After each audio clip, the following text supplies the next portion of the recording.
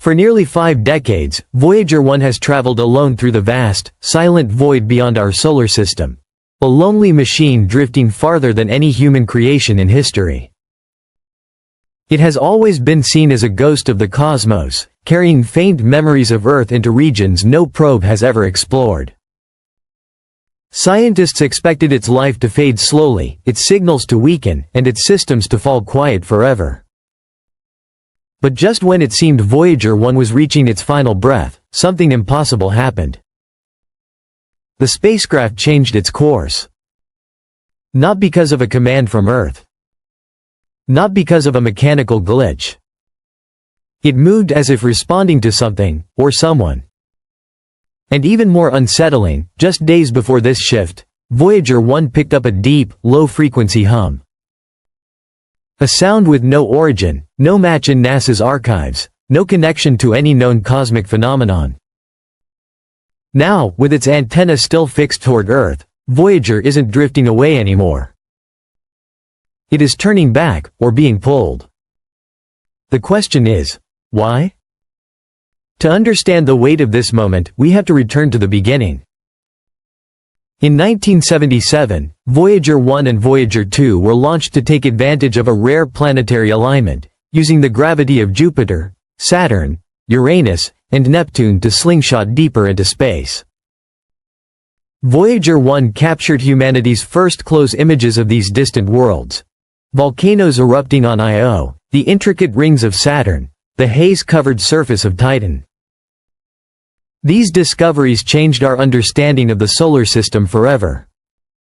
But once its mission was done, Voyager didn't stop. It kept going, passing the orbit of Pluto, exiting the protective bubble of the heliosphere and drifting into true interstellar space. The space between the stars, where no human technology had ever been. Year after year, the spacecraft continued sending back small packets of data about magnetic fields, cosmic rays, and plasma.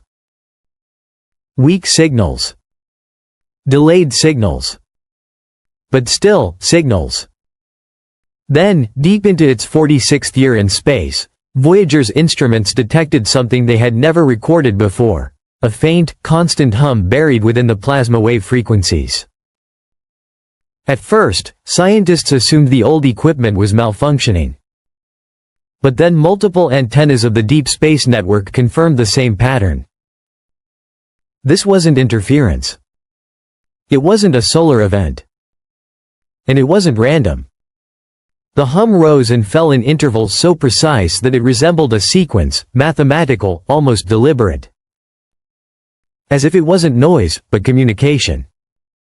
While researchers tried to decode the anomaly, Voyager did the unthinkable. It rotated. A small, subtle, but measurable shift. A maneuver it should not have been capable of making, not after decades of wear, not without a command, and certainly not with thrusters that hadn't been used in years. Yet the data was unmistakable. Voyager had reoriented itself. And the direction it turned toward was even stranger. Its cameras, which had been permanently shut off since the pale blue dot photo in 1990, were now pointing toward an empty patch of interstellar space. No stars. No galaxies. No gravitational signatures. Nothing. So why turn there? NASA engineers scrambled for an explanation. They searched for failed code, outdated emergency procedures, anything that might explain the autonomous movement. But no logs, no sequences, and no software triggers matched what Voyager had done. The spacecraft had made a decision outside of its programming.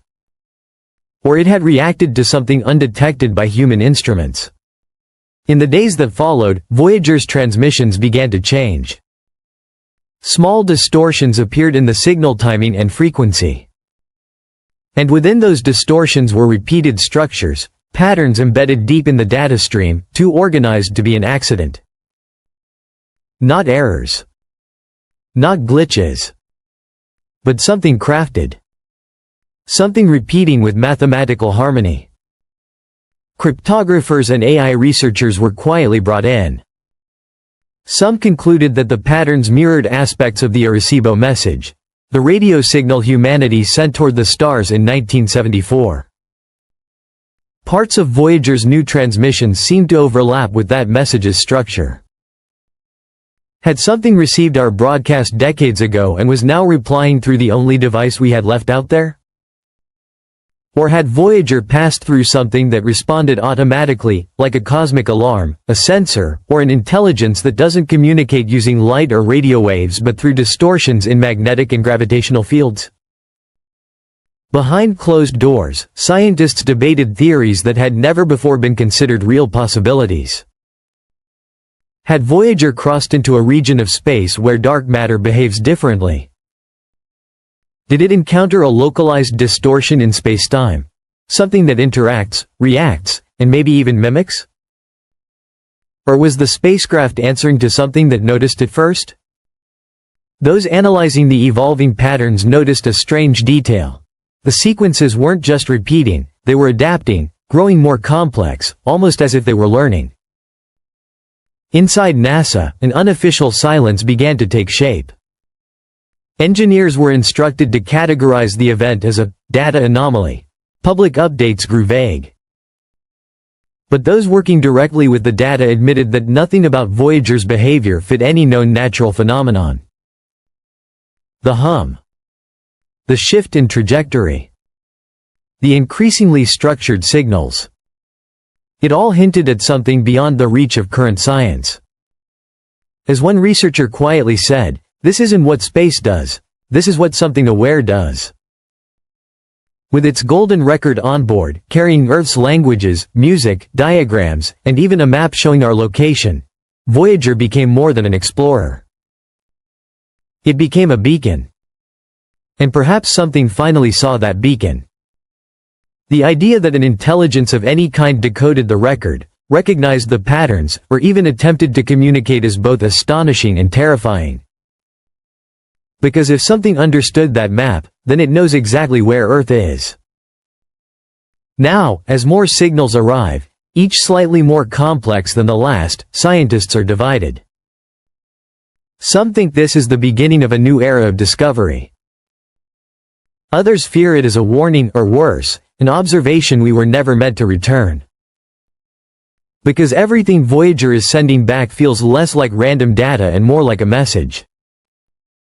A message that suggests we may not be as alone as we always believed. A message that suggests something out there has been listening. Watching. Maybe even waiting. Voyager 1 was never built to make contact. It was never designed to understand, respond, or turn back. Yet here it is, moving differently, signaling differently, behaving as though something has touched it in the darkness of interstellar space. And now the question hanging over every scientist is simple but chilling. What if we are no longer the observers, but the observed? Now I leave the final question to you. Do you believe Voyager truly encountered something unnatural? Is this a discovery that will rewrite everything we know about the universe? Or is it the beginning of a story we were never supposed to hear? Share your thoughts. And if this left you thinking differently about what's out there, stay with us, because the stars might not be as silent as we once believed.